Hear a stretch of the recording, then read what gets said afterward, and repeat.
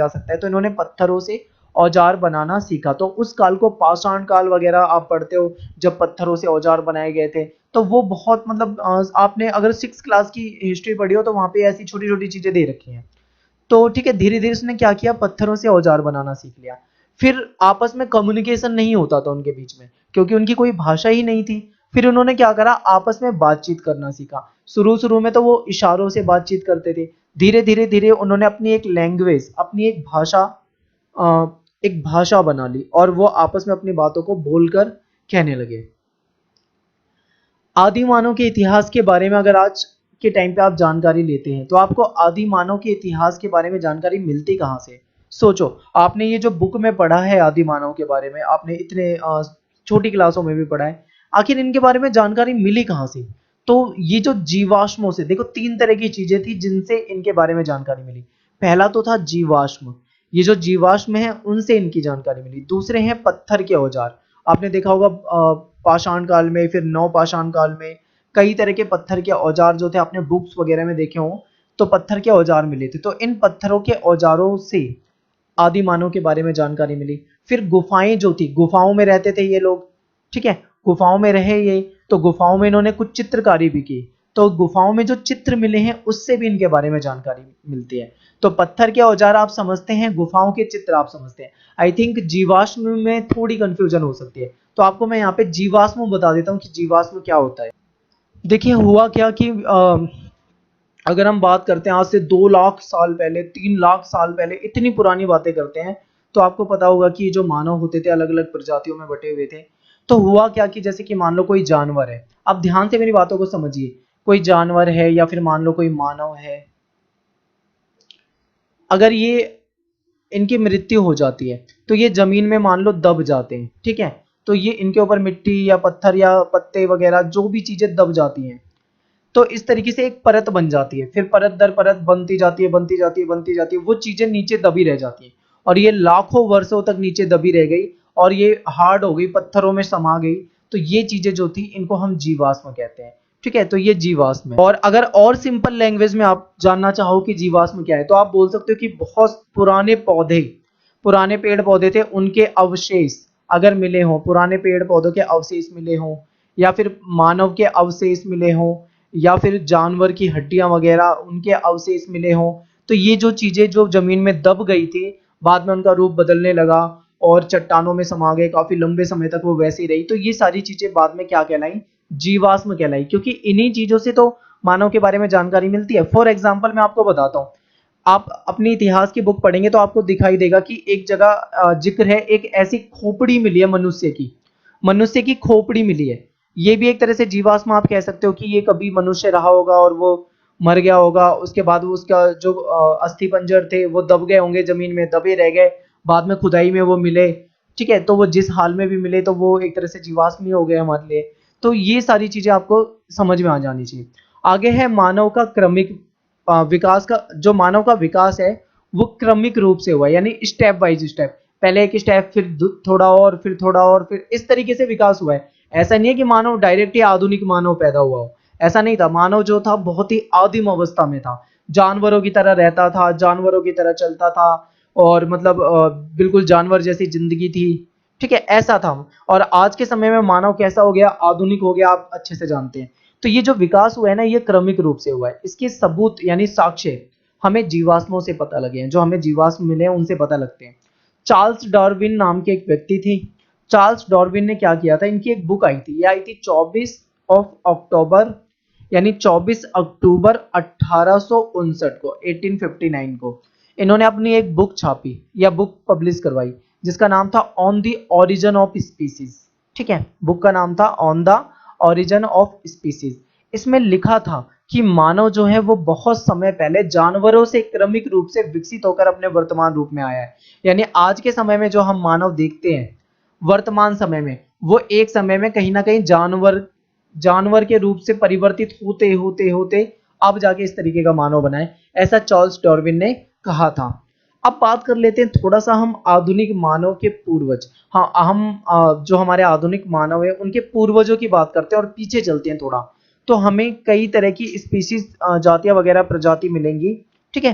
तो बात कर लेते हैं इसमें सबसे पहले क्या था, स्टेप बाय स्टेप हम पढ़ेंगे पूरा। फर्स्ट स्टेप में प्राइमेट्स पढ़ेंगे, सेकंड में हम होमिनॉइड पढ़ेंगे और थर्ड में हम होमिनिड पढ़ेंगे। जो चैप्टर अगर मुश्किल होना शुरू होता है ना तो यहाँ से होता है, बट आप वीडियो को थोड़ा ध्यान से देखें, बिल्कुल आसान कर दूंगा, सारी चीजें आपको समझ में आ जाएगी, डोंट वरी, बिल्कुल आराम से हो जाएगा। ठीक है, तो प्राइमेट की बात करें तो सबसे पहले जो आए थे प्राइमेट आए थे। ठीक है, प्राइमेट आए थे। प्राइमेट कौन सी जाति थी, प्राइमेट जाति में कैसे लोग थे और क्या उनमें मतलब उनकी विशेषताएं थी, ये चीज हम जानेंगे। फिर प्राइमेट से ही होमिनॉइड बने, इनकी ही एक उपशाखा होमिनॉइड थी। फिर होमिनॉइड थे, इनकी कुछ विशेषता के बारे में पढ़ेंगे। फिर इन होमिनॉइड से कैसे होमिनिड मानव उत्पन्न हुए या मानव आए, इनके बारे में हम डिटेल से पढ़ेंगे। तो ये प्राइमेट, होमिनॉइड और होमिनिड, ये थोड़ा सा आपको याद रखना है। देखिए सबसे पहले हम बात कर लेते हैं प्राइमेट की। प्राइमेट देखिए, प्राइमेट जो है ये एशिया और अफ्रीका में इनका उद्भव हुआ। कहां पे हुआ था आपको याद रखना है, एशिया और अफ्रीका, ये दो चीजें आपको बिल्कुल याद रखनी है। वानर, लंगूर और मानव, ये तीनों ही इसमें शामिल थे, यानी वानर भी थे इसमें, लंगूर भी थे इसमें और मानव भी थे इसमें, तीनों ही इस प्राइमेट जाति में सम्मिलित हैं। ठीक है, ये जो प्राइमेट होते हैं इनके शरीर पे बाल होते हैं। आपने देखा होगा कि जो जैसे मान लो लंगूर है उसके शरीर पे बाल होते हैं, वानर जो जाति होती है उसके शरीर पे बाल होते हैं, मानव के शरीर पे भी बाल होते हैं, तो इनके शरीर पे बाल होते हैं। ठीक है, और ये जो इनके जो बच्चे पैदा होते हैं वो बच्चे पैदा होने में एक लंबा समय लगता है, यानी वो जो माँ के गर्भ में रहते हैं तो एक लंबे समय तक अपने माँ के गर्भ में रहते हैं ये बच्चे, बाद में इनका जन्म होता है। ठीक है, यानी लंबे समय तक ये बच्चा जो होता है इनका गर्भ में पलता है। इसके बाद क्या आती है, इनकी जो माताएं होती हैं उनके पास दूध पिलाने की ग्रंथियां होती है, यानी कि इनकी जो माताएं होती है वो बच्चों को दूध पिलाती हैं। अब देखो चाहे लंगूर हो या जो भी हो, मानव वगैरह, वो अपने बच्चों को क्या करते हैं, दूध पिलाते हैं। इनके जो दांत होते हैं वो अलग अलग होते हैं। आप वानर के दांत देखोगे वो अलग शेप में मिलेंगे, लंगूर के अलग मिलेंगे, मानव के अलग मिलेंगे, यानी दांतों की शेप, अगर दांतों को देखेंगे तो वो भिन्न भिन्न प्रकार के मिलेंगे। प्राइमेट श्रेणी से ही होमिनॉइड बन गए थे। अभी मैंने बताया ना आपको, यहाँ पे देखिए प्राइमेट से मैंने कहा था कि प्राइमेट से होमिनॉइड बने, तो ये आपको ध्यान रखना है, यानी प्राइमेट थे और ये इनकी विशेषता थी और इसी से होमिनॉइड बन गया। अब होमिनॉइड क्या था इसके बारे में जानिए। होमिनॉइड, इसको भी हम वानर समूह कह सकते हैं, यानी वानर समूह में शामिल थे। इनका जो मस्तिष्क था ना वो होमिनिडो से बड़ा था, यानी कि ये यहाँ पे देखिए ये जो होमिनॉइड है इनका जो मस्तिष्क है वो इन वालों से, होमिनिड से बड़ा है, यानी होमिनॉइड का जो मस्तिष्क है वो होमिनिड से बड़ा है। ये 4 पैरों पे चलते हैं, यानी जो होमिनॉइड है ये कितने पैरों पे चलते हैं, 4 पैरों पे चलते हैं। बंदरों से थोड़े भिन्न होते हैं ये, और शरीर जो होता है वो बंदरों से बड़ा होता है इनका। जो बंदर आपको पता है कितने बड़े होते हैं, उससे बड़े आकार का शरीर होता है इनका होमिनॉइड का। और इनकी पूंछ नहीं होती। अब पूंछ किसकी नहीं होती, आप एक बार मुझे कमेंट में बताएं, चिंपांजी, बंदर, इनमें किसकी पूंछ नहीं होती? थोड़ा देखें चित्र वगैरह गूगल से, सोचें और बताएं। इसके अलावा भी अगर कोई जानवर है तो आप उसके बारे में बताएं। इसके बाद बात करेंगे हम होमिनिड की। होमिनिड यानी जो लास्ट है हमारा होमिनिड है। सबसे पहला है प्राइमेट, अभी आपको बताया था सबसे पहले आया था प्राइमेट। प्राइमेट के बाद क्या आया था, होमिनॉइड। ठीक है, होमिनॉइड आया था। होमिनॉइड के बाद लास्ट में आया है होमिनिड। होमिनिड जो है इसका उद्भव अफ्रीका से हुआ है, क्योंकि जो सबसे प्राचीन होमिनिड के जो सबूत मिले हैं, साक्ष्य मिले हैं, वो कहां से मिले हैं, अफ्रीका से मिले हैं। तो आपको ये ध्यान रखना है, अफ्रीका से मिले हैं। ठीक है बच्चे, आगे देखो, इनको होमिनिड क्यों कहा जाता है, क्योंकि ये होमिनिडाई परिवार जो होता था, एक परिवार था होमिनिडाई, उसके सदस्य थे, इसीलिए इसको होमिनिड नाम दे दिया गया था। इनका जो मस्तिष्क का आकार है वो बड़ा है। अभी लास्ट में आपने यहाँ पे क्या पढ़ा था कि इनके जो मस्तिष्क का आकार था छोटा था, यानी जो होमिनॉइड थे इनके मस्तिष्क का आकार छोटा था, लेकिन जो होमिनिड है इनके जो मस्तिष्क का आकार है वो बड़ा है। अभी हमने क्या पढ़ा था होमिनॉइड के बारे में कि ये 4 पैर में चलते थे, बट ये जो है ये 2 पैरों में चलते हैं। ठीक है, हाथ से औजार बनाने की कैपेसिटी, क्षमता है इनके अंदर, यानी अपने हाथों से ये औजार बना सकते हैं, बट वो नहीं बना सकते थे। ठीक है, होमिनिड जो थे बाद में कई शाखाओं में इनको बांट दिया गया, जिसको वंश कहा जाएगा। तो बहुत सारी शाखा है, सबके बारे में यहाँ डिस्कस नहीं करेंगे, बट इसकी जो 2 महत्वपूर्ण शाखा है, एक तो है ऑस्ट्रेलोपिथिकस और दूसरा है होमो। इन दोनों के बारे में हम डिस्कस करेंगे, थोड़ा सा डिस्कस करते हैं क्योंकि चैप्टर पार्ट 1 हमारा यहाँ पे खत्म हो गया है।